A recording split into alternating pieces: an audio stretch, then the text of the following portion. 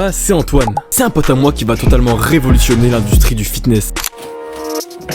C'est vrai qu'il est stop quand même. Ok les gars, j'espère que vous allez bien. Ça va vraiment être une vidéo chill, un vrai podcast pour donner v'là la valeur. Là je suis avec Antoine, le mec hypertrophie, bodybuilding, ce que tu veux, qui a 17 ans, le plus chaud que je connaisse. Et si j'ai décidé de l'inviter aujourd'hui, c'est parce qu'il a une putain de méthode d'entraînement. Un truc dont personne parle sur YouTube Game, sur n'importe où.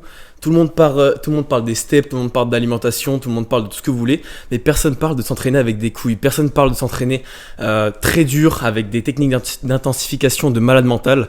Et c'est ce mec qui m'a vraiment donné le goût de m'entraîner comme un chien. Ça fait peut-être qu'un mois que je m'entraîne comme ça, dans la méthode dont on va parler aujourd'hui, mais j'ai déjà des putains de résultats et je suis déjà vraiment content. Donc je vais passer le micro, gros. Présente-toi. Ton histoire dans le bodybuilding, tout le bordel, combien de temps que tu t'entraînes? Salut les gars, moi c'est Antoine, j'ai 17 ans. Donc comme l'a dit Camille et tout, moi j'ai une méthode d'entraînement un peu spéciale, donc c'est de ça qu'on va parler aujourd'hui. Moi j'ai commencé la muscu il y a 2 ans à peu près, avec mon pote Jules du coup, que vous verrez peut-être dans d'autres vidéos ou j'en sais rien. Mais voilà, donc j'ai commencé avec mon pote Jules, coach de Camille aussi en force. Du coup voilà, donc c'est lui qui m'a fait commencer un peu la muscu, etc. Et dès le début en fait il m'a dit... gros, il faut aller à l'échec pour progresser, etc. Donc moi j'ai commencé à aller à l'échec et après, quand j'ai commencé vraiment à me mettre tout seul à la muscu sans Jules, etc., j'ai commencé à un peu aller dans des échecs mais qui vont être plus forts. Donc voilà, on en parlera dans la vidéo. Pourquoi s'entraîner à l'échec et voire même aller au-delà de l'échec, c'est important. Pourquoi tous les connards qui disent ouais RIR 6, 7, 8, machin, c'est des troubadours. Alors déjà pour répondre à ta question, pourquoi s'entraîner à l'échec, on va dire full échec, etc. Pour moi déjà, faut savoir que l'échec, c'est pas pour tout le monde, on va dire déjà. Faut le savoir quand même, ça je préfère le préciser avant toute chose.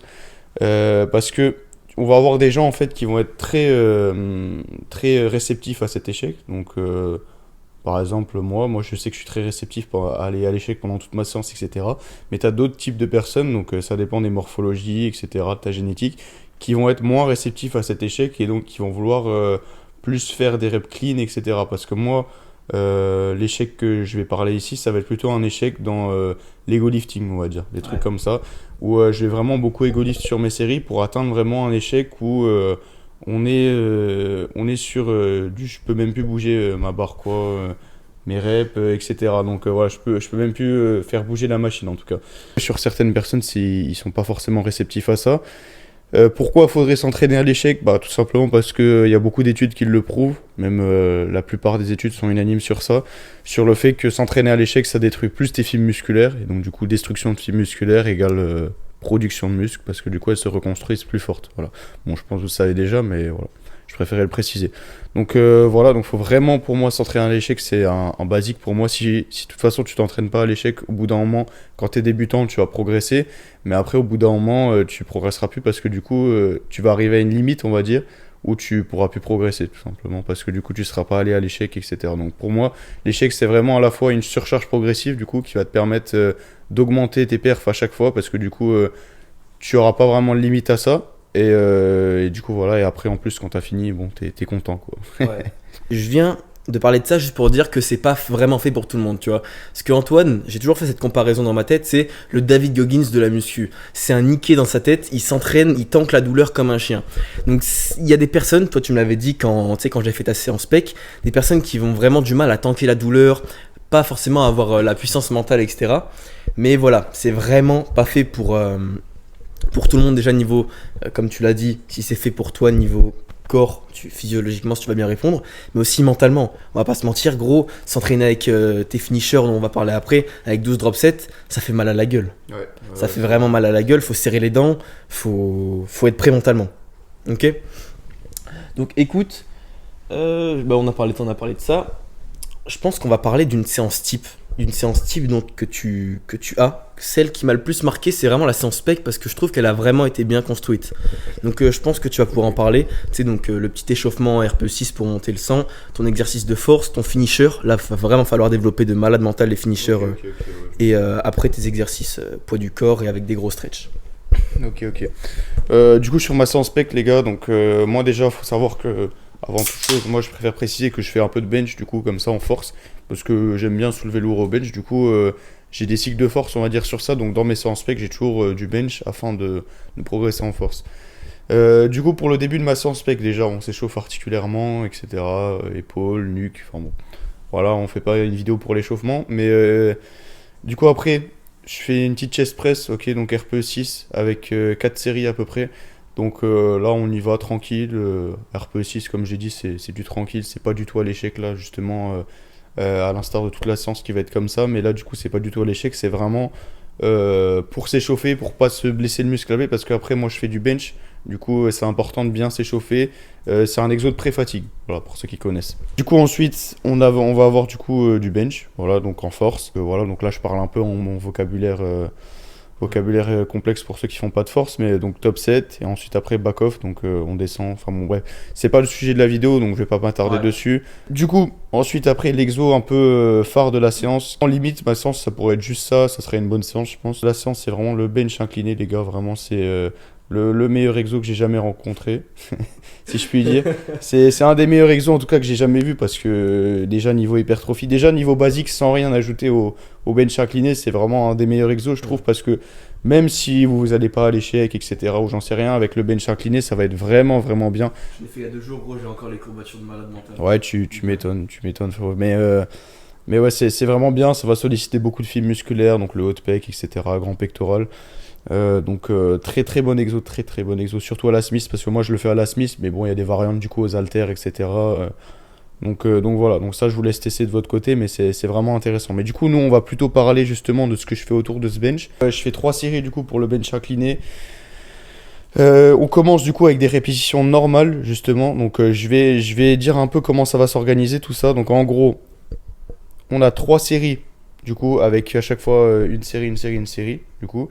Et justement, dans cette série, on va avoir du coup une première partie. On va avoir des clean reps, voilà, comme tu les appelles. De toute façon, les gars, je crois, et Camille il a fait une vidéo sur ça, donc allez la voir. Donc ça, c'est un échec basique. Donc en gros, quand vous n'arrivez plus à faire des clean reps, c'est que vous êtes à l'échec basique. Et ensuite, moi, justement, si j'arrive à vous prendre une vidéo, je sais pas, on verra. Mais justement, moi après, je vais lever un peu le cul, voilà, avec mes jambes. Je vais faire une sorte de leg drive. J'aime beaucoup utiliser ce terme, même si vraiment il n'y a aucune signification.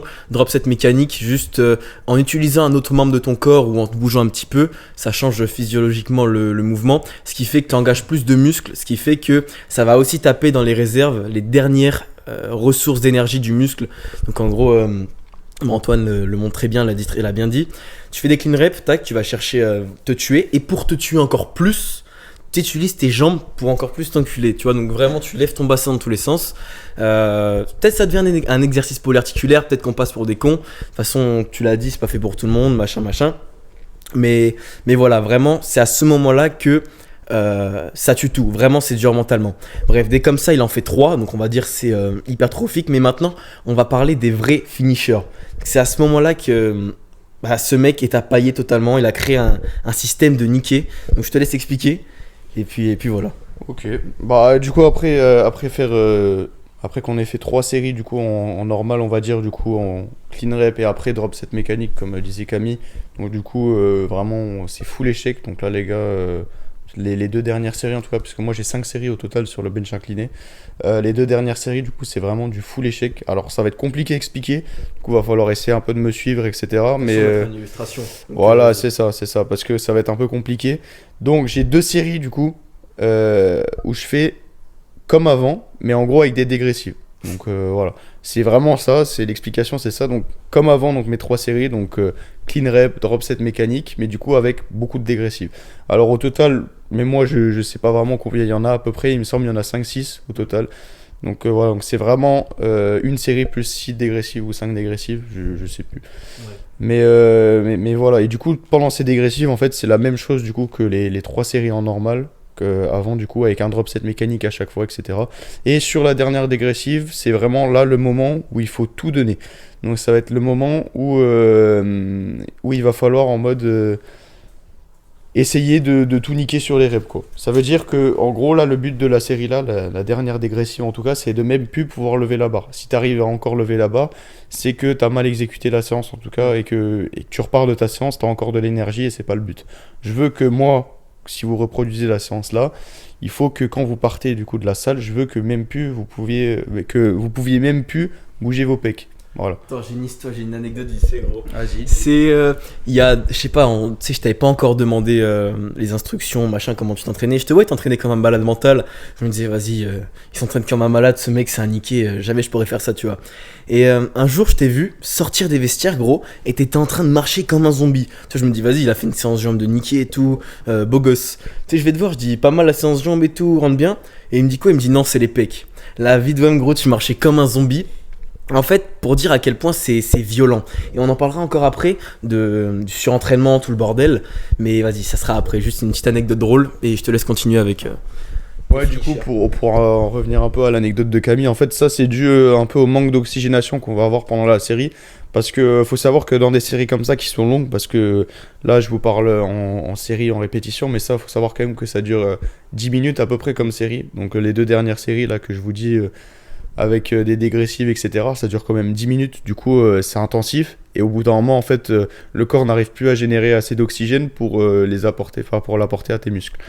Et du coup, c'est pour ça qu'après, généralement, ta série là, tu marches un peu bizarrement, alors que t'as pas fait un leg day ou j'en sais rien, mais c'est dû au manque d'oxygénation, ton corps il arrive pas bien à oxygéner tous tes muscles, du coup t'as vraiment un coup comme si t'étais assommé en fait, voilà. Comme si tu venais de te réveiller ou j'en sais rien. Donc voilà, c'est vraiment dû au manque d'oxygénation, donc c'est ça qui explique ça. J'en étais où? T'en étais à t'expliquer les dégressives.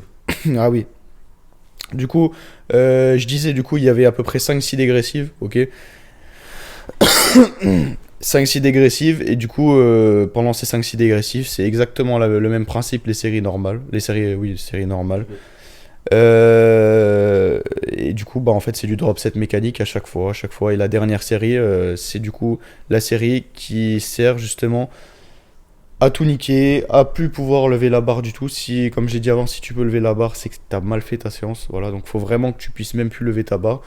Et du coup, pour la monter après, etc. Et voilà. Ok, bah je pense c'est très difficile à expliquer, Ouais, je pense. Ouais, c'est compliqué à expliquer. Mais je pense que je me filmerai, je refilmerai. Mais bref, il faut savoir que le principe de la séance, avec un exercice pour commencer, ensuite un exercice de force, un exercice finisher, et après on en reparlera, un exercice gros stretch, donc toi ton pec fly. Ça s'applique pas qu'au pec. Je parlais des pecs parce que c'est quand même l'exemple le plus important, mais il fait ça sauf les jambes, tu m'avais dit. Les jambes, c'est un peu plus spécifique.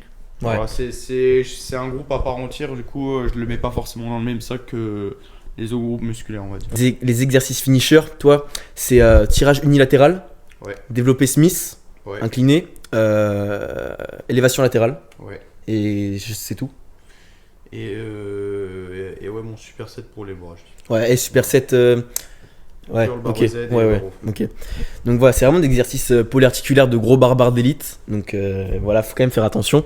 Donc une fois qu'on a fini le finisher, on en parlera encore une fois à la fin. J'aurai des petites questions sur ça pour les personnes qui ont envie de faire un peu de bodybuilding, mais comme moi, qui sont pas vraiment à fond. Tu vois, pour savoir si un finisher, juste 2-3 finishers, ça fera le travail, mais ça on en parlera après. Maintenant, j'aimerais bien que tu parles un peu des quelques séries que tu as après, donc tu sais, les pompes qu'on faisait dehors, en dehors du fitness park comme des connards, et le gros pec fly avec un stretch de malade mental. À quoi ils servent? C'est pour du pump? C'est pourquoi? Explique-nous. Ok, du coup, ouais, après, donc, je vais reprendre l'exemple de la séance pec. Du coup, après, justement, le développé incliné à la Smith, on va avoir du coup du pec fly sur 4 séries. Voilà, donc si j'ai le temps, parce que généralement, les séries là, ça dure beaucoup de temps. Voilà, ça dure beaucoup de temps, je me fais virer de la salle, etc. Et du coup, je peux pas vraiment finir des fois, mais généralement, je me fais 3-4 séries, quoi, entre les deux. Mais normalement, c'est 4 séries.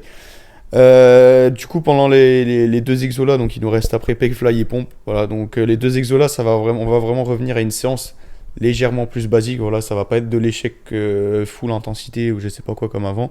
Ça va être plutôt de l'échec où on va aller bien à l'échec, mais sans dégressive, etc. Voilà, on peut se rajouter 1 ou 2 dégressives sur les dernières séries, mais là, ça va être beaucoup plus tranquille. Donc généralement, après le développé incliné à la Smith, on est plutôt content parce que du coup, on a bien fini ça et voilà. Et du coup, sur le pec fly, en fait, ce qui est intéressant, ce que j'aime bien sur l'exolant en tout cas, c'est qu'on a vraiment une grosse amplitude pour les pecs, et c'est ça qui est vraiment intéressant, je trouve, parce que comme vous le savez, c'est important de maximiser l'amplitude.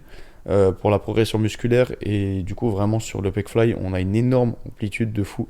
Ça dépend comment vous réglez les barrettes que vous avez à côté. Faut toujours chercher pour les derniers exercices un stretch de malade mental, quoi. C'est ça. Quitte à mettre moins lourd, aller chercher, je sais pas, foutre ton truc à 180 degrés, C'est ça. faut aller le faire. Voilà, sans trop dénaturer le mouvement non plus, mais c'est intéressant, voilà, toujours essayer d'avoir beaucoup d'amplitude. Ça dépend sur les exos. Moi, je sais que j'aime bien faire un exo full amplitude et un autre exo, par exemple, qui va être avec beaucoup moins d'amplitude, à l'instar de ma séance dos. Mais voilà, donc vraiment, je trouve sur le pec fly, très bon exo, les gars. Vous pouvez le faire aussi à la poulie. Voilà, bon, ça sera pas exactement la même chose, mais à la poulie, quoique moi, je trouve que c'est un peu mieux à la poulie. Mais niveau ressenti, je préfère le pec fly. Mais c'est beaucoup mieux à la poulie parce qu'on a une tension continue, etc. Bon, je pense que vous avez déjà entendu ça. Et puis voilà. Et du coup, après le pec fly, on va avoir 4 séries de pompes. Voilà, donc là, c'est un peu le dernier exo, voilà, que généralement je finis dehors, du coup, parce que, Parce qu'il a pas le temps, il se fait parce virer. que j'ai pas le temps, je me fais virer parce que je viens trop tard. Et du coup, voilà, donc 4 séries de pompes à peu près, où là, justement, on fait des pompes normales et on finit sur les genoux. Voilà. Donc on Ouais. finit sur les genoux. Cette mécanique, comme Voilà, bon, drop set mécanique, voilà. comme il dit. Et voilà, on finit bien sur les genoux, à l'échec, histoire de bien finir les pecs, et après, voilà. Ok. Bah écoute, il a fait pour moi le meilleur exemple concret de la séance pec. Ça marche aussi sur la séance dos. C'est toujours à peu près le même format, hein. C'est à part, tu vois, tu fais pas les tractions lestées, donc il n'y a pas vraiment d'exercice de force dans ta séance dos. C'est l'échauffement. Ouais, c'est ça. Chest press, en fait. Et tu vois, pour ton gros stretch, tu fais du rowing bûcheron. Ce que je voulais dire, c'était que avec ce que tu viens de dire, avec ce que tu es en train d'expliquer, t'es au courant qu'on va se faire des ennemis à la mort. Tous les mecs, genre Nassim Saïli, etc., qui veulent RPE8, on bouge pas vraiment, on va chercher juste une grosse amplitude, machin, on va se faire tuer. Mais qu'est-ce que toi tu dirais, pas forcément au mec qui dit que tu t'entraînes comme un golemon, mais au mec qui dit ouais, surentraînement. Tes séances de 3 heures, même si pas obligé forcément de faire des grosses séances de 3 heures, c'est juste que t'en as besoin, quoi. Mais je pense pas que ce soit forcément obligatoire. Mais qu'est-ce que tu dirais aux mecs, ouais, les finishers, etc., c'est du junk volume, tu vois à peu près ce que c'est junk volume? Qu'est-ce que tu dirais, genre surentraînement, junk volume, machin. Ah, déjà, j'ai à répondre à ces mecs que, pour commencer, tout le monde s'entraîne comme ils veulent. Enfin, tout le monde s'entraîne. Ouais, que j'ai compris le Non, mais attends, faut que j'essaie de bien le formuler. Tout le monde s'entraîne. comme il a envie de s'entraîner. Voilà, tout le monde s'entraîne comme il a envie de s'entraîner. Tout simplement, on va prendre l'exemple d'un gars qui est venu me voir il y a 1 an et demi à peu près. Il y a un gars qui est venu me voir, il m'a dit gros, qu'est-ce que tu fais? Gros, c'est quoi cette merde? Je comprends pas ton exo, faut pas s'entraîner comme ça, tu vas te casser, etc. T'es encore skinny à l'époque. J'étais encore skinny, donc du coup, il y avait énormément de personnes qui venaient me demander ça parce que ils pensaient que ça marchait pas, etc. Et du coup, moi, ça m'avait saoulé justement, et j'avais essayé quand même de continuer ce que j'ai fait, et donc du coup, ça a marché puisque aujourd'hui, quand même, j'ai pris du muscle, etc. Et aujourd'hui, justement, ces mêmes personnes qui me disaient oui, Antoine, tu vas te niquer, etc. Tu vas te blesser, c'est du junk volume, comme tu disais. Et ben aujourd'hui, ils reviennent me voir en disant ah, mais c'est quoi ça? Ah, mais qu'est-ce que tu fais? Ah ouais, ça a l'air intéressant, comment tu fais, etc. Je pourrais faire une séance avec toi.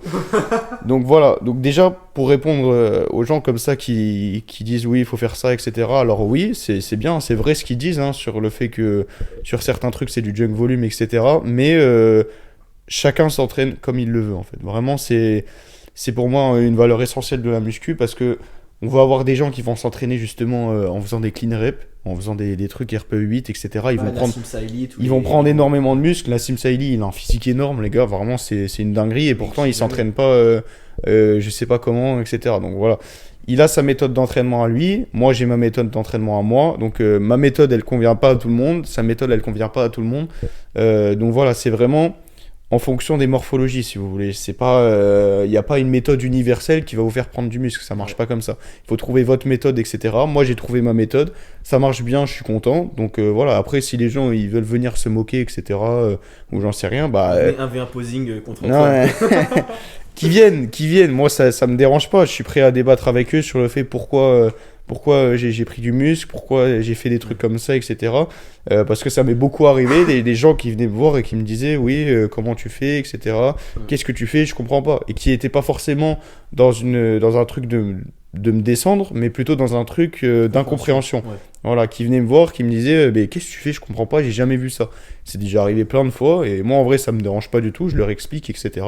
Ils comprennent, bah c'est bien, ils comprennent pas, bah c'est bien aussi, hein, je m'en fiche un peu honnêtement, parce que ces gens-là je les revois plus de toute façon, et moi je fais ma séance, et puis voilà. Ok. Donc voilà. J'aimerais bien ajouter un petit truc sur ce que tu disais parce que c'est vraiment intéressant. D'ailleurs, c'est à tes souhaits, c'est le sujet de l'avant. Non, comment on dit? Pas la prochaine. Encore la prochaine vidéo, ça parlait de ça. Ça parlait de quand prendre les conseils des gens, tu vois. C'est une anecdote qui s'est passée il y a 2-3 semaines du coup. En faisant ton finisher tirage unilatéral, tu vois, j'étais comme ça. Et il y a un mec qui est venu, un gros lard d'ailleurs, hein, c'est un mec genre un gros daron bien vénère avec une grosse bidoche, personne veut son physique, bref. Il est venu me dire à ce niveau-là, t'as juste à mettre 130 kilos sur la machine et ne plus bouger, tu vois, juste pour te foutre de ma gueule. Et en fait, je me suis fait une réflexion en me disant, ça sert à rien d'aller chercher des conseils à droite à gauche, demander, aller parler à des gens. Même si ça va prendre du temps, le meilleur truc à faire, c'est juste d'expérimenter. Expérimenter, genre si ça marche les petits RPE, les gros RPE, l'intensité, etc. Pour moi, la meilleure chose à faire, c'est pas d'aller pailler à droite à gauche, c'est juste d'expérimenter. Expérimenter, genre ta méthode d'entraînement, le truc qui a fonctionné sur toi. Toi, à l'ancienne, tu t'entraînais comment? Est-ce que tu t'es pas toujours entraîné comme ça? Quand t'as commencé, tu t'entraînais dur, oui, mais t'as pas fait directement des finishers de la mort. Tu vois, c'est parce que t'allais le chercher, ça t'a mis du temps. Chaque séance, tu réadaptais. Ouais. Ok. Attends, je vais... Vas-y. Donc je suis totalement d'accord avec ce que dit Camille là, parce que et je voulais revenir juste sur le fait que il faut tester. Voilà les gars, exactement comme disait Camille, il faut tester les gars. Si ça marche pas, qu'est-ce que ça vous changera dans votre vie? Ça changera rien du tout. Donc testez, allez-y, testez des trucs. Si ma méthode elle marche pas, testez la méthode de Nassim. Si ça marche pas, testez la méthode de Essan. J'en sais rien. Testez des trucs. Ensuite, vous ferez un mélange de tout ça et vous trouverez votre méthode d'entraînement à vous, les gars. Là, on vous parle aujourd'hui de ma méthode d'entraînement. Ça veut pas forcément dire qu'il faut l'appliquer, etc. Que voilà, il faut forcément faire comme moi parce que ça, encore une fois, ça marche pas avec tout le monde. Voilà.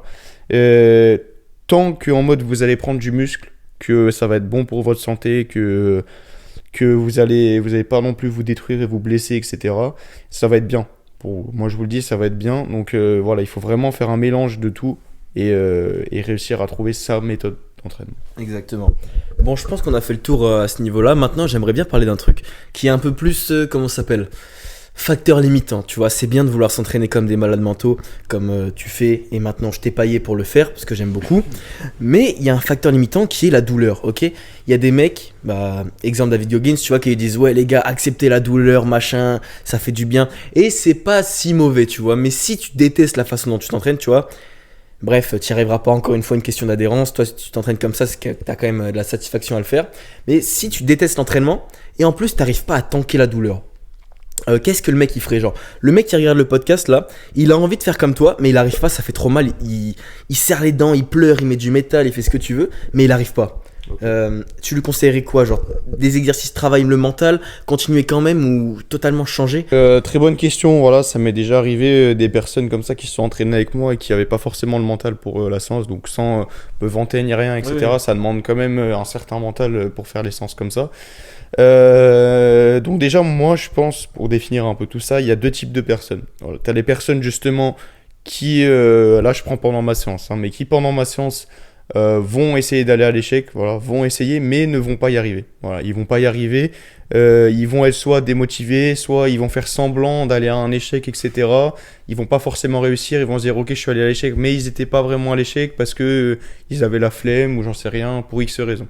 Et tu as les autres personnes justement qui vont pendant la série arriver dans un état qui vont les pousser à arriver jusqu'au bout en fait. L'état de flow comme tu m'as dit. Voilà, l'état de flow, voilà, bon renseignez-vous sur un peu ce que c'est un état de concentration en gros, hein, pour faire simple.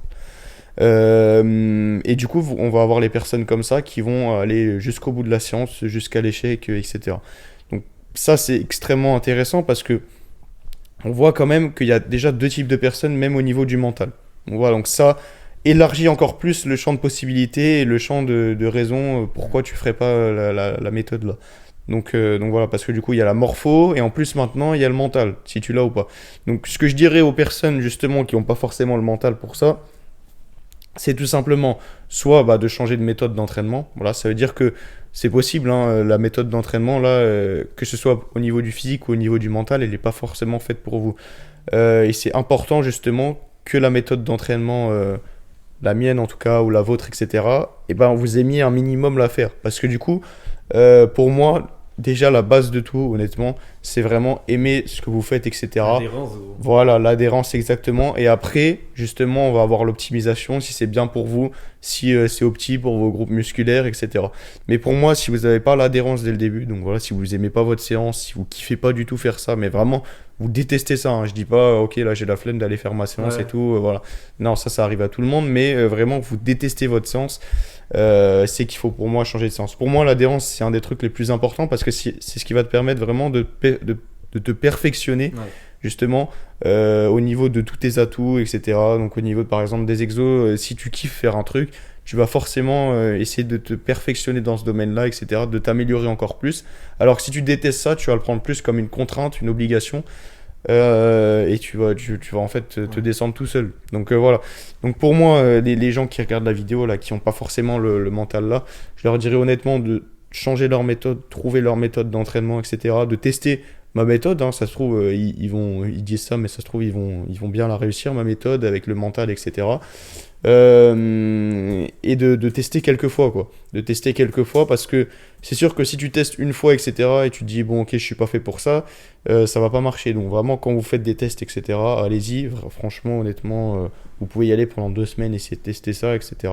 Si vous voyez que c'est vraiment pas fait pour vous, bah voilà, vous changez de méthode. Mais pour moi, tu parlais d'exercices pour entraîner le mental, etc., Ouais. mais honnêtement, c'est compliqué à acquérir ça. Un mental comme ça, tu peux C'est pas. génétique.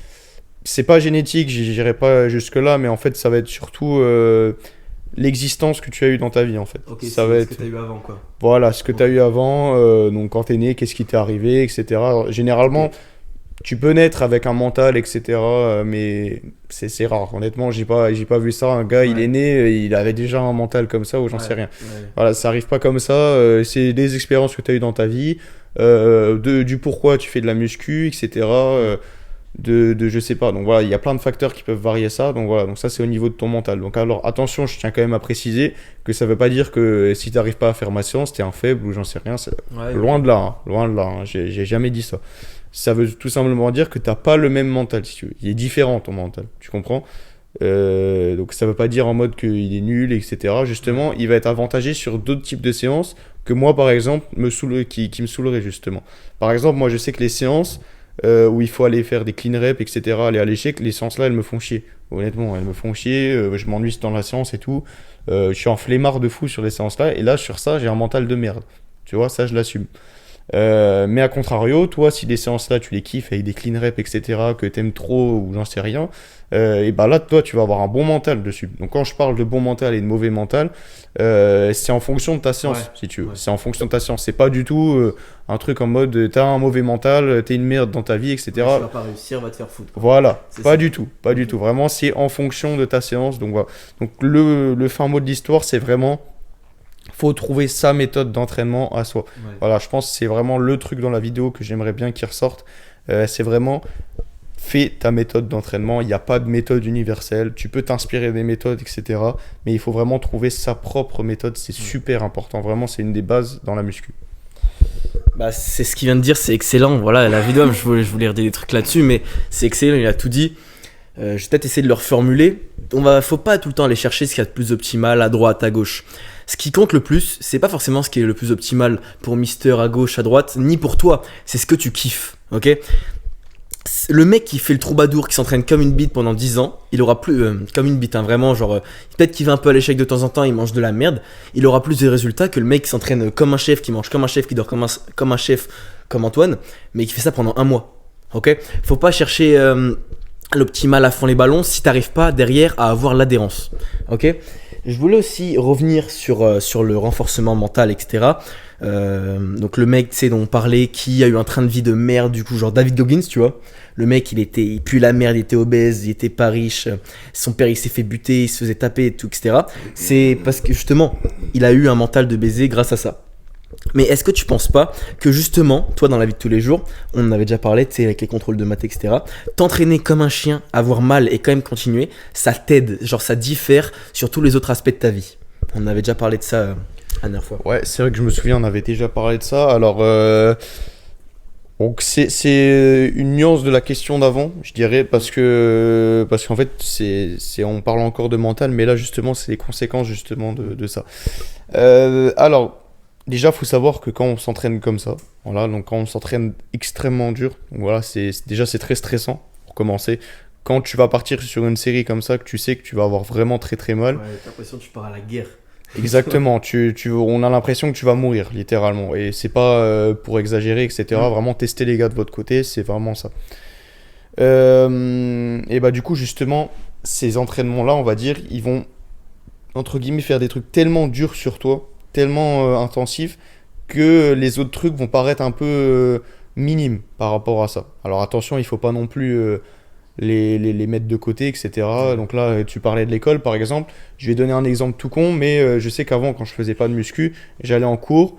Les évals, je stressais beaucoup, énormément. J'étais un gars qui stressait vraiment, vraiment beaucoup parce que, je sais pas, je suis comme ça et voilà. Et du coup, depuis que je fais de la muscu comme ça, etc., où je m'entraîne intensivement, c'est plus du tout la même chose. C'est plus du tout la même chose parce que je m'entraîne dur, on va dire. Et du coup, j'ai un autre truc qui va être un peu plus dur parce que du coup il va y avoir une douleur physique, etc., qui va être intensive par rapport justement à un contrôle où là ça va être plutôt de la réflexion mentale, etc., où je suis posé sur ma chaise, pardon, où je suis tranquille devant mon contrôle, bon tranquille entre guillemets. C'est du confort presque. Voilà, c'est presque du confort, on va dire. On peut un peu se rendre compte de la chance qu'on a quand on est en contrôle, quand on fait des trucs extrêmement durs. Tout ça pour vous dire que quand vous faites, généralement ça s'applique dans la vie de tous les jours, pas que sur des trucs de la muscu, quand vous faites des trucs extrêmement durs, que ce soit, je sais pas, vous allez à votre taf, vous portez des trucs ou j'en sais rien, vous faites des trucs durs, tous les autres trucs qui vont paraître moins durs, donc vous allez être sur une chaise ou j'en sais rien, faire un truc qui va être un peu intellectuel, vont être généralement beaucoup moins durs pour vous, les gars. Donc ça c'est vrai, ça s'applique sur tout le monde en fait, hein. C'est quand tu vas faire, je sais pas, une séance de baiser avec un cardio de baiser, etc., ou j'en sais rien, et que là, après, je sais pas, t'as un contrôle ou j'en sais rien. Je dis pas que c'est pas dur, attention, mais la préparation va être beaucoup plus simple. Voilà, ça va être beaucoup plus simple pour toi d'y aller en mode tranquille, parce que non seulement la muscu, déjà, ça réduit le stress, c'est prouvé par la science, mais en plus, mentalement, tu vas avoir un mécanisme interne qui va te dire... mais frérot, c'est juste un contrôle, je suis juste sur ma chaise comparé à ce que j'ai fait avant, qu'est-ce que c'est ? Sur ma chaise, alors normalement je suis sur une putain de bench en train de pleurer et gueuler comme un ouf. C'est ça. Le rapport difficulté, il est totalement différent. Exactement, je suis totalement d'accord. Alors attention, je dénigre pas du tout le fait que les contrôles, etc., c'est pas dur, j'en sais rien, c'est tout simple, loin de là. Hein. Je dis juste que si tu fais de la muscu comme ça sera plus simple pour toi de faire les contrôles là. Voilà. Donc dans les épreuves de la vie de tous les jours, ça peut être intéressant justement de s'entraîner comme ça, ou même faire de la muscu tout court, hein, les gars, si vous regardez la vidéo que vous n'êtes pas encore lancé. Le sport tout court en général. Voilà, le sport tout court, ça va faire ça. Après là, on parle de la méthode d'entraînement là, donc voilà. Mais le sport tout court, ça fera ça dans tous les cas. Voilà. Ok. Écoute, je pense que là, on a encore une fois balayé une nouvelle partie de la vidéo. Maintenant, on va passer dans un truc qui est l'intensité, le volume et la récupération. Ok. Il faut savoir qu'Antoine, il va à la salle comme Batman, vraiment il se prend pour Batman, il va de, je sais pas, 19h30 à 23h, et quand il a pas fini, il va faire ses abdos et ses pompes chez lui. Ce mec, je sais pas comment il arrive à avoir ses 7 heures de sommeil. Il a une intensité de malade mental, comme on a parlé juste avant, il a un volume de malade mental. Donc j'aimerais bien savoir si tu penses que c'est quoi, même si on peut pas vraiment comparer, ça serait quoi le mec là qui a genre à 1 heure à consacrer par jour? Tu lui conseillerais quoi? Spammer le volume ou spammer l'intensité comme un chien? Et aussi, pour les personnes qui veulent faire exactement comme toi, tu vois, 3h30 d'entraînement, très dur, un jour de repos par semaine, etc. Comment ils peuvent récupérer sans être, tu vois, ils se lèvent le matin, ils en ont marre et tu vois, ils veulent rester dans leur gros lit, tu vois, parce qu'ils sont vraiment fatigués mentalement, nerveusement, physiquement, tout ce que tu veux. Ok. Alors du coup, pour la première question, pour répondre à ça... Donc entre guillemets, je me rappelle même plus c'était quoi. Volume ou intensité. Voilà, volume ou intensité. Comment je fais pour avoir... non, en 1 heure... En gros, le mec là qui... Attends, monte un tout petit peu le micro sinon on va pas entendre. C'est le mec qui a envie de faire comme toi, tu vois, il dit putain, beau physique, je veux le même. Mais malheureusement, il a pas 3h30, tu vois. Ok, ouais, j'ai capté. Tu quoi de faire genre comme Nassim Saïli, faire, je sais pas, 1000 séries, ou alors genre 4 mais intensif, genre Ok. Alors, pour moi, déjà, l'intensité prime sur le volume. Voilà, pour moi, D'accord, regarde, d'accord. l'intensité prime sur, entre guillemets, la qualité prime sur la quantité. Alors, ça marche en muscu, mais pas forcément sur tout, hein. C'est sûr que, je prends un exemple qui n'a aucun rapport, hein, mais si tu prends une armée avec 10 000 soldats et que là tu prends deux soldats, frérot, les deux soldats ils peuvent être, je sais pas, ultra qualité. Navy Seals, tout ce que tu Voilà, veux, ils peuvent être ce que tu veux, et ils vont se faire enculer par les autres soldats, clairement, hein. Donc voilà, donc ça marche dans la situation que je dis là, Ouais. mais pas forcément sur toutes les situations. Voilà, donc faut nuancer.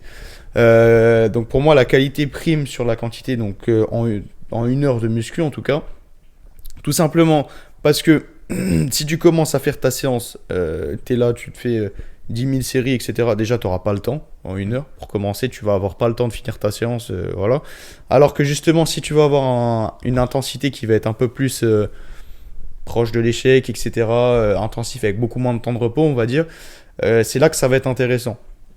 Parce que du coup, non seulement tu vas pouvoir finir ta séance, et en plus, ta séance, elle va être condensée. Donc des séances, par exemple, que moi je ferais en 2 heures, toi tu vas pouvoir les faire en 1 heure si tu veux, parce que du coup, tu prendras beaucoup moins de temps de repos. Ouais. Donc c'est là que c'est intéressant. Donc quand on n'a pas beaucoup de temps comme ça, pour moi, l'intensité, ça prime beaucoup sur le volume. Donc vraiment, à l'instar par exemple de Mike Menzer, je sais que voilà, il y a le bodybuilder là, il s'entraîne un peu comme ça. Enfin, il s'entraînait, parce que, voilà, il s'entraînait un peu comme ça. Avec 40 minutes de séance littéralement où il faisait du full body, enfin bon, un truc de fou, mais voilà. Donc pour prendre exemple un peu sur ça, l'intensité c'est vraiment le meilleur truc. Limite, si vous avez qu'une heure, même moi je pourrais rester honnêtement avec du 1 heure de séance par jour à faire du full intensité, à prendre pas beaucoup de temps de repos. C'est dur, mais au moins tu gagnes beaucoup de temps, honnêtement. Tu gagnes beaucoup de temps, mais c'est extrêmement dur, hein, par contre ça je n'en parle pas, mais c'est très dur mentalement à devoir gérer 1 heure de séance très intensive avec en plus les variables à côté, les cours, etc. Avec 1 heure comme ça, même si c'est qu'une heure, les 1 heure elles vont être intensives, ça va être source de stress, etc. Ça serait Donc, répercuté ailleurs. Quoi. Et voilà, exactement. Donc voilà. Concrètement, pour moi, voilà, donc dans 1 heure de séance, pour moi, c'est l'intensité qui prime dessus, les gars. Vraiment, allez-y. En plus, comme je l'ai dit avant, l'échec, pour moi, c'est destruction maximale de fibres musculaires pour une reconstruction maximale. Donc voilà. Ok. Ton autre question, c'était... Attends, juste avant de te parler de la récup, j'aimerais bien faire un truc, un petit disclaimer. Les gars, n'oubliez pas que Antoine, je vais pas parler de moi parce que vas-y, je suis pas encore à son niveau. Antoine, et c'est un putain de maxeur. Ok, s'il fait 3h30 de séance, c'est parce qu'il veut tout maxer. Mais si vous voulez aller taper, je sais pas, les 1 heure de séance, aller taper dans le 80, mais vous n'aurez pas le 20 avec les 2h30 de séance supplémentaires, il y a aucun souci. Juste t'entraînes comme un chien pendant 1 heure, tu auras les 80% de résultats. Et si tu vas avoir les 20% en plus, tu vois, c'est en gros, hein, bah faut que tu ailles chercher les 2 heures, les 2 heures. Il y en a que ça fait chier, il y en a que ça dérange pas, comme par exemple Antoine. Ok, on va passer à la question. Je voulais préciser Vas-y, quand même. vas-y. Attention sur les temps de séance et tout. Moi, je sais que je fais beaucoup d'heures de séance parce que déjà, j'aime bien ça. Voilà, j'aime trop ça d'ailleurs, des fois, parce que je reste trop longtemps à la salle. Attention à ça quand même, à pas trop rester longtemps à la salle, parce que du coup, avec le surentraînement, etc., je pense, vous avez peut-être déjà entendu parler de ça, de trop s'entraîner, des fois, c'est pas bon. Pour vous illustrer ça un peu, en fait, on a une courbe, voilà, qui représente ça avec le temps de séance que tu passes à la salle, etc. Enfin, le temps que tu passes à la salle et justement ta progression musculaire. Alors, du coup, on voit que la courbe, au début, elle monte. Voilà, quand tu fais par exemple 2 heures de séance, elle monte, elle monte, elle monte. Sauf qu'au bout d'un moment, plus tu augmentes en heures, donc par exemple 4, 5, 6, 7, etc., plus ta courbe, elle va stagner en fait. Donc, au bout d'un moment, c'est pas parce qu'en gros, tu vas faire 8 heures de séance que ta courbe, elle va être comme ça. Non, justement, quand tu vas faire 8 heures de séance et tout, etc., ça va être au petit, hein, je dis pas, hein, ta courbe, elle va être, si tu veux, elle va stagner au bout d'un moment, donc tu auras forcément une prise de muscle qui sera grosse, mais ça sera une perte de temps, parce que du coup, tu auras quasiment la même prise de muscle avec, je sais pas, 3 heures de séance ou 2 heures de séance. Voilà. Donc la courbe, là, je sais plus comment elle s'appelle, faudra peut-être que je la retrouve, mais voilà, donc c'est un peu pour vous illustrer ça. La prise de muscle, en fait, elle dépend de vos heures de séance et de votre intensité, etc. Bon, là, je parle pas d'intensité, je parle vraiment sur des séances basiques, ok, par exemple 2 heures de séance où je fais des trucs basiques, ouais, etc. Voilà. Et bah du coup, là, vraiment, votre prise de muscle va dépendre des heures que vous passez à la salle. Et du coup, au bout d'un moment, bah, la courbe, elle stagne. Donc du coup, ça sert à rien de passer 10 000 ans à la salle, etc. Concentrez-vous sur le principal. Ouais. Moi, voilà, je fais 3 heures de séance, 3 heures et demie parce que J'aime bien la salle, je kiffe ça, et voilà. Mais des fois, c'est pas forcément bien que je fasse ça, et des fois même, je le reproche à moi. Je me le reproche, donc voilà, les gars. C'était vraiment un petit disclaimer pour vous dire de pas passer 10 000 ans à la salle, ça sert à rien. Vraiment, ça sert à rien. Essayez d'y passer 2 heures, déjà, c'est largement suffisant, voire même moins 1h30, c'est déjà bien. Voilà. Et aussi, donc ce qu'il vient de dire, c'est cool pour les go muscu, etc. Donc son profil. Pour le mien, qui est un peu plus spécial, un peu plus atypique, un peu plus rare, tout ce qui est les mecs qui veulent être rapides, qui veulent être chauds, sport de combat, poids du corps, force, hypertrophie, machin. Je pense que, tu vas peut-être me le confirmer, si vous prenez, je sais pas, un finisher à côté de tous vos trucs, genre je sais pas, handstand, tu fais des tractions et des muscle-up, si tu veux vraiment t'hypertrophier la gueule, tu te prends, je sais pas, 2-3 finishers, un gros exo lourd, bien polyarticulaire, avec voilà les drop sets, je sais pas, ça va peut-être te prendre 20-30 minutes, mais je pense que, c'était une question que j'avais déjà prévue, je pense que ça peut vraiment faire le taf. Tu peux quand même rester shred, tu vois, et être athlétique. Évidemment, tu pourras pas maxer les deux, parce qu'on peut être bon partout, mais pas excellent. Ok. Est-ce que tu es d'accord avec moi, genre les mecs qui veulent être athlétiques et qui veulent quand même se faire une petite carrure, parce que vas-y, c'est stylé, machin, tu connais, ils aiment bien. Est-ce que tu leur conseillerais ce que je viens de dire? Lourd, polyarticulaire, très très intensif. Alors, comme disait Camille déjà, vous pourrez pas être meilleur partout. Voilà, bon, je pense qu'il vous l'a déjà expliqué, mais vous pourrez pas être le meilleur partout en faisant justement, en touchant à tout, etc. En courant, faisant du sprint, un pilote. Sauts, des trucs de con comme Voilà, enfin, tous les trucs là et tout, vous pourrez pas être le meilleur dans la discipline là à chaque fois pour ça. Parce qu'en gros, en vous concentrant du coup sur plusieurs trucs, vous ne pourrez pas vous concentrer sur un truc et du coup vous ne pourrez pas être le meilleur par rapport à celui par exemple qui va se concentrer que sur un truc, etc. Donc voilà, donc ça je préférais le préciser. Je comprends pas en fait ce que tu veux dire, c'est comment? T'inquiète, en gros tu vois le mec, on va dire, dans sa séance il a fait du sprint. Ouais. Dans sa séance il a fait je sais pas des muscle up. Et il a quand même envie d'ajouter une petite partie d'hypertrophie. Tu lui conseillerais quoi? Genre il a 20-30 minutes. Ah ok. Est-ce qu'on est d'accord? Il choisit un ou deux exos. Okay. Polyarticulaire, il met lourd et il met de l'intensité malade mentale. D'accord, ok. Donc du coup, ce qu'il dit Camille, c'est intéressant. Donc ça revient un peu à la question d'avant. Donc voilà, sur le fait quand on n'a pas beaucoup de temps pour s'entraîner, il faut prioriser l'intensité. Donc voilà, moi c'est ce que je conseille en tout cas. Tout simplement pour le choix d'exercice là. Voilà, ouais, pour le choix d'exercice, c'est ça. Donc pour le choix d'exercice ici, moi je conseillerais aussi les exos polyarticulaires, c'est le plus important. Après ça dépend de vos séances, hein, les gars. Ça dépend de votre programme, etc. Moi, je suis pas dans votre programme, mais voilà. Les exos polyarticulaires, ils sont extrêmement intéressants aussi parce que justement, ils vont muscler tous vos muscles. Voilà, donc, à l'instar du deadlift, le squat, j'en sais rien, le bench à la limite, entre guillemets, enfin, demi-polyarticulaire, je dirais ça. Mais à l'instar de ça, c'est extrêmement intéressant de faire des trucs comme ça parce que ça va vous développer beaucoup de muscles dans un très petit laps de temps en fait. Donc c'est intéressant parce que vous allez prendre du muscle en fait dans un temps qui est très court en fait, hein, concrètement. En faisant du deadlift, etc., vous allez muscler toute votre chaîne postérieure. Donc je parle du dos, de l'arrière d'épaule, des ischios, des fessiers, etc. Alors que vous faites qu'un exo. Du coup, c'est intéressant justement, si vous êtes un peu comme Camille, etc., que vous voulez toucher à tout, de faire des exos polyarticulaires parce que c'est un gain de temps. Et vous n'avez pas envie de passer, je pense, 10 ans à la salle à faire de la course, à faire tout ça, plus de l'hypertrophie, etc. Donc c'est pour ça que c'est intéressant. Les exos polyarticulaires, il ne faut pas en faire tout le temps parce que du coup, ça augmente ton risque de blessure. Donc attention à ça. Mais c'est intéressant quand tu fais des trucs comme Camille, ou même si tu ne fais pas des trucs comme Camille, que tu fais de l'hypertrophie, de faire ça parce que pour moi, les exos polyarticulaires, c'est toujours important. Toujours les mettre en début de séance, pas en fin de séance, hein, mais toujours au début de séance, histoire de bien tout échauffer. Et comme ça, par exemple, si par exemple tu fais genre, je sais pas moi, du deadlift en début de séance, tu vas muscler ta chaîne postérieure, tu vas engager par exemple tes dorsaux, etc. Et même si tu fais un exo par exemple pour les trapèzes après, tes dorsaux vont s'engager légèrement et du coup c'est intéressant de faire un exo polyarticulaire dès le début. Et puis voilà, en tout cas en séance hypertrophie. Okay. Voilà. Donc je suis plutôt d'accord avec toi, mais attention avec les exos polyarticulaires à pas trop en faire non plus, parce qu'encore une fois, plus ça sollicite de muscles, plus le risque de blessure est important, en tout cas généralement. Voilà. Ok, écoute, moi là, c'est la dernière question que j'ai préparée. Après, on pourra peut-être divulguer à droite à gauche, t'as des messages à faire passer, des trucs à préciser. Le but, c'est d'avoir le plus de confort possible, tu vois, avoir du confort dans l'alimentation, avoir du confort dans les steps, etc. Mais je trouve que la mentalité no pain, no gain pourrait quand même s'appliquer à l'entraînement. Est-ce que t'es d'accord avec moi, en gros, pour conclure, que la mentalité no pain, no gain, que t'es obligé de souffrir ta race dans ta mentalité pour progresser, évidemment en training. Ok, alors moi je vais nuancer ce que tu dis un peu. Vas-y. Sur du no pain no gain, alors je suis d'accord avec toi sur le fait, bah moi je m'entraîne comme ça de toute façon, dans la douleur, etc. Quand c'est dur pour moi, c'est que c'est bien. Voilà. Alors, bon, je dis ça, mais encore une fois, faut nuancer, c'est pas dans tous les cas, hein, Ouais. attention, hein. Si tu fais de la merde, t'as mal aux articulations, etc., ça sera pas forcément bien. Donc voilà. Mais en tout cas, je parle musculairement, quand tu fais un exercice où tu as mal, généralement, c'est que ton muscle il est en train de se casser. Donc en gros, les fibres sont en train de se détruire pour se reconstruire après.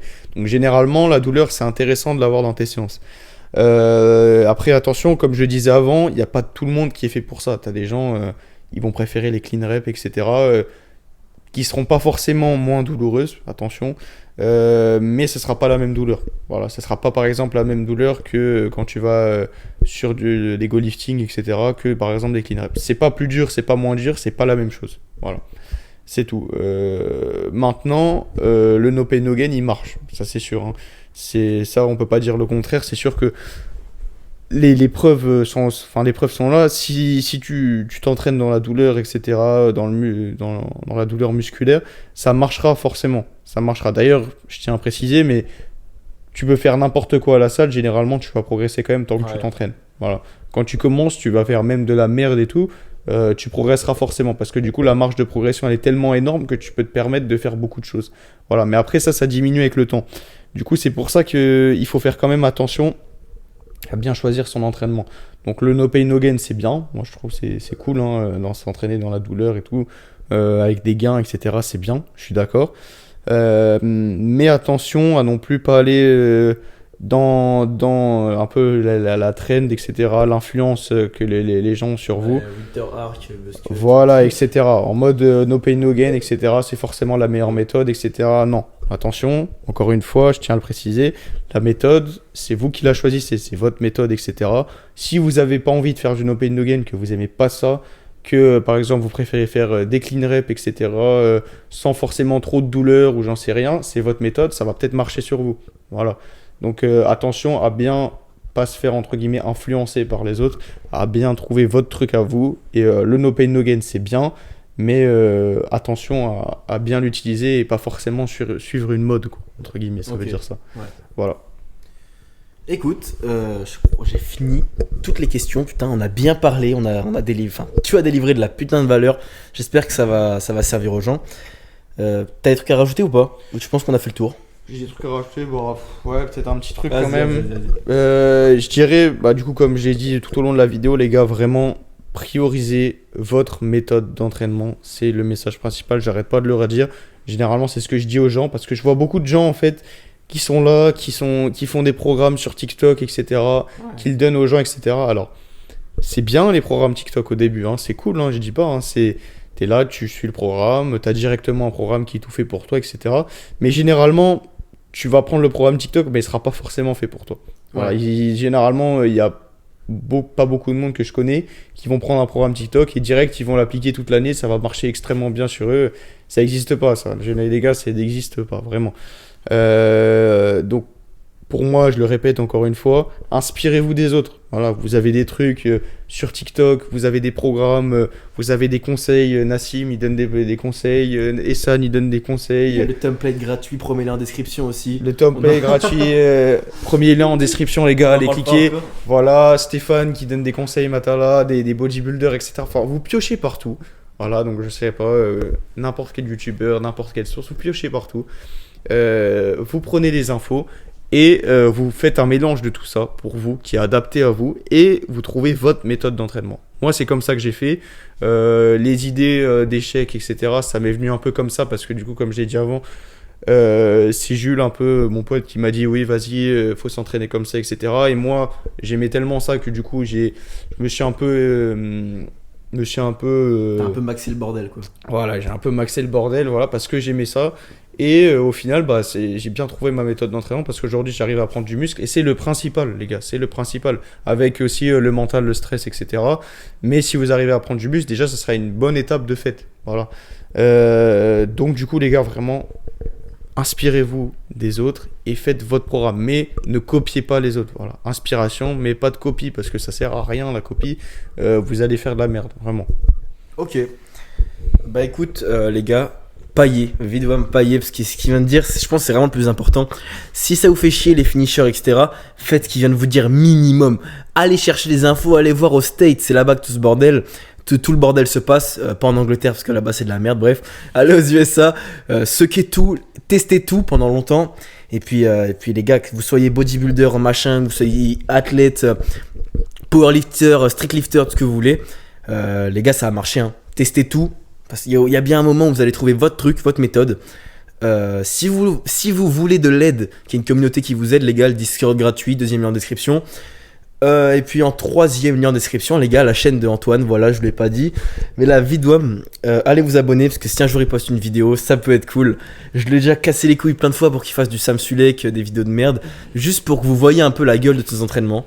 Voilà, moi je te mets au défi, gros. Un de ces cas, tu te filmes, même pas de montage, tu t'en bats les couilles, tu fais un shitty post. Et puis voilà, les gars, allez quand même vous abonner. Il va poster une petite vidéo dans pas longtemps. On verra. Non, c'est pas on verra, c'est il va le faire, les gars, c'est cool. Et puis voilà, les gars, être complet, c'est la liberté. Ciao les mecs, fais-moi un petit biceps pose pour conclure. Pour la miniature, Zizi à la limite. Ciao les gars. Ouah, gros, on a bombardé, gros.